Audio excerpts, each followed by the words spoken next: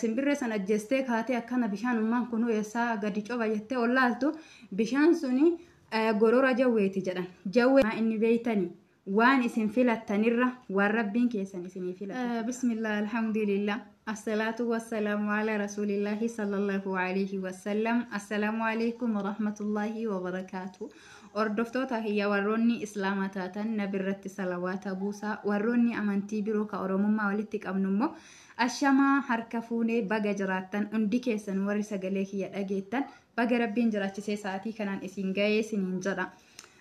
Egaa obboleeyyan kiyya har'aan tana otuma taa'uu yaadni wahii naa dhufee naani yaada guddas miti wama natti fakkaate jechuudha.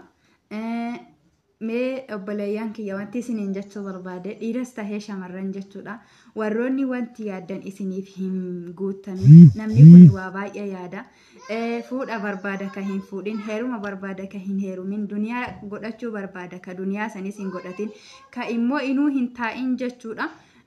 Kan immoo tuyyuu waan tokko uuma ta'ee haa ta'u hojii wayis tahee waan tokko godhachuu barbaaddan garuu immoo tuyyuu wanti sun yoo isinii tahuu baate hin cinqamina. Dhugatti hin cinqamna. Yeroo garii immoo ka biyya namaa kana yeroo dheeraa ture yaa rabbii hiyya sila ana asumatti na irraanfatteeyyu jennutu jira jechuudha. Alhamdulillahi warri biyya namaa jirtan nagaan isin haa galchu. Kagale immoo rabbiin biyya namaatitti isin hin deebisinii bakkuma jirtanitti bultii isin haa baasu jedha. Wanti isiniin jechuu barbaade maa inni beeytanii waan isin filattanirra waan rabbiin keessan isinii filatetu caala. Wallahi waan rabbiin isinii filatetu caala. Maaltu beeka jechuudha. Nuti osoo biyyaa bahuu baanne yookaan rakkoo biraa keessa jiraachuu, dhibee biraa keessa jiraachuu, waan biraa keessa jiraachuutu mala. Yookaan immoo wahuma wahii waan nuti filannirra waan rabbiin isinii filatetu caala. Warroonni biyya jiru ka biyyaa bahuuf hawwii guddaa qabutu jira. Wanni rabbiin yookaan waa hunda sakaalee waa hunda mijeessuu dhabee har'aan biyya tana keessa isin eegeef jechuudha. Yookaan sochi dhayxanii qaaman hir'achuu yookaan duniyaa deemnuuf sanuu dhabnee tabiraatu manaa bahuu nama hedduutu qaama guutuu bahee hir'atee gale ija lamaaniin bahee yookaan takkaan yookaan immoo tuyyuu sunuu baddee gale. Nama hedduutu immoo biyya kanaa bahee jechuudha. Ka jireenya isaa jijjiiree ka waan beeyne ka aliifayyu guyya takka hin jedhin quraana guutuu buusee hadiisa rasuulaa sallallahu alayhi wasallam baratee waa hedduu fixee galeetu jira. Garuu rabbiin qooda kana namiifuu tokko hira tokko hin hirre jechuudha. Wanti an gabaabatti isiniin jechuu barbaade qooda rabbiin isinii qoode qooda rabbiin keenya nuu qoode hin tuffannu rabbii keenyattis hin aarru isas hin komannu haa jaalannu isiniin jechuu barbaada. سورة البقرة يتدب لما في كل جهرت بعد أعوذ بالله من الشيطان الرجيم وعسى أن تكرهوا شيئا وهو خير لكم وعسى أن تحبوا شيئا وهو شر لكم والله يعلم وأنتم لا تعلمون. ربين أقمت سبتي جرى رجعين سرجعي جرى وانتو إسن جالتون وانتسون إسن شري همتو كته. أمس أقمت سبتي جرى رجعين سرجعي جرى وانتو إسن جبون جتشورا وانتسون مو إسن خيري كته مالي.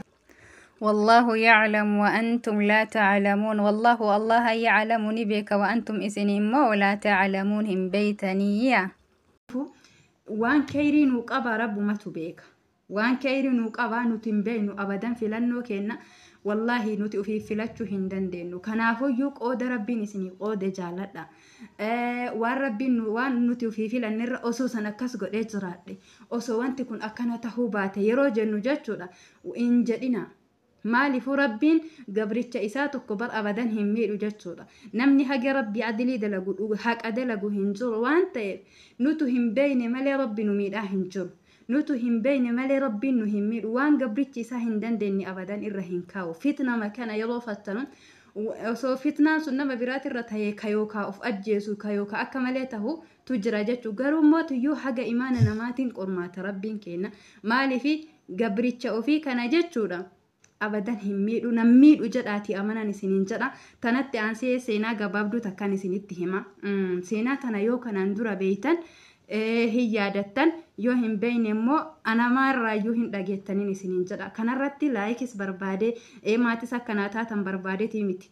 Yoo dandeettan laayikii godha, yoo dadhabdan immoo yoo isinitti hin tolin dhiisa. Yoo dandeettan koomentii kenna, yoo dadhabdan immoo yoo isinitti hin tolin dhiisa. Umaafuu isiniin cinqu rabbi jedha, sheer godha, laayik godha, maal godha siin jedhu abadan.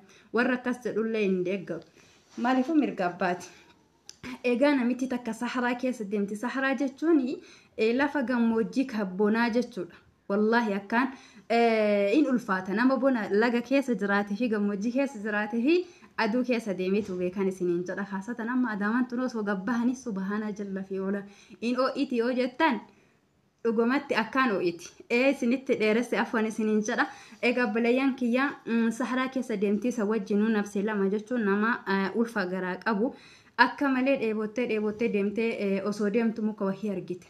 Muka wahii argite ennaan muka sanitti hirkattee kophee ofii jala kaahatte jedhan. Bishaan wahiitu xab muka sanirraa xab jedhan. Yoo inni sun bishaan sun xab jedhee haga tokko kophee isin jala kaatte kana haga dhugiitii takka gahe simbirreen takkasuma dhuftee harkaa garagalchite. Lammatallee jala kaatte simbirree ariite.